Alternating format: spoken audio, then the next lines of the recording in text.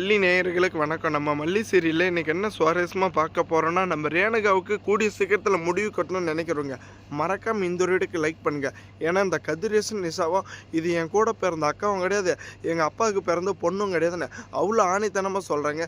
வரப்போகிற எபிசோட்ல இந்த விஜயை ஏமாத்திட்டு இந்த மல்லியை ஏமாத்திட்டு இந்த ஒரு வீட்டுக்குள்ள இருக்கிறது யாரு அப்படின்னு கண்டுபிடிக்கணும்னு நினைக்கிறவங்க மறக்காம உங்க கருத்துக்களை கமெண்ட் பண்ணுங்க.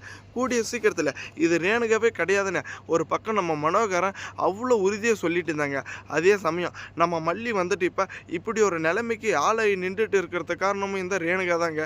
இவங்க யாரு, இவங்க எதுக்காக வந்திருக்காங்க அப்படின்ற உண்மை தெரிஞ்சுக்கணுன்றவங்க மறக்காம நம்ம சேனலுக்கு புதுசு வந்திருந்தா சப்ஸ்கிரைப் பண்ணிட்டு பெல் ஐக்கான் ஆல்ல தட்டிக்கங்க. கண்டிப்பாக வந்துட்டு இது ரேணுகாவே கிடையாதுன்னு அவ்வளோ ஆணித்தனமாக சொல்லிச்சு. அதுக்கப்புறம் எதுக்கு வந்துட்டு விஜய் வந்துட்டு இப்படி நம்ப வச்சு மோசம் பண்ணிட்டு இருக்காங்க, அதுக்கான காரணம் என்னன்னு எல்லாருமே தெரிஞ்சுக்கணுங்க.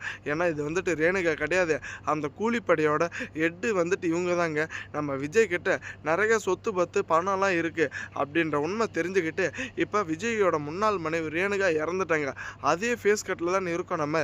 அவங்களாம் நடித்து இவங்களுடைய மொத்த சொத்து பற்றி நம்ம ஏமாற்றி நம்ம பேருக்கு எடுத்துக்கலாம் அப்படின்ற ஒரு நோக்கத்தில் தாங்க இவங்க இந்த ஒரு வீட்டுக்குள்ளே வந்திருக்காங்க. ஆனால் இப்போ இந்த ஒரு உண்மை வந்துட்டு நம்ம கதிரேசனே சொன்ன அப்புறம் தாங்க நம்ம விஜயோட மரமண்டைக்கே தெரியுது. ஆரம்பத்தில் இந்த மனோகரனோட பேச்சை வந்துட்டு கொஞ்சம் கேட்டு இருந்தவா கண்டிப்பாக இப்படி ஒரு நிலமையில இவங்க வந்துட்டு நின்று இருக்க வாய்ப்பே கிடையாதுங்க. ஆனால் எப்படியாச்சும் வந்துட்டு நம்ம மல்லி வந்துட்டு பிரிக்கணும்னு ஒரு பக்கம் இந்த ராஜேஸ்வரி நிஷாவும் எதிர்பார்த்துட்டு இருக்காங்க. ஆனால் அவங்களுக்கே வந்துட்டு ஒரு சரியான பதிலடி தாங்க இந்த ரேணுகான்ற ஒரு உருவத்தை வந்துட்டு அந்த கடவுளை பார்த்து இந்த ஒரு வீட்டுக்குள்ளே அனுப்பிச்சிருக்காங்க. இப்போ போன மொத்த சொத்து பத்தம் நம்ம விஜய் ஏமாத்துனது எல்லாத்துக்கும் வந்துட்டு கூடிய சீக்கிரத்தில் ஒரு முற்றுப்புள்ளி வந்துட்டு வைக்கணுங்க. தேங்க்ஸ் ஃபார் வாட்சிங். மல்லி நேயர்களுக்கு மறக்காமல் நம்ம சேனலுக்கு புதுசு வந்திருந்தால் சப்ஸ்கிரைப் பண்ணுங்க.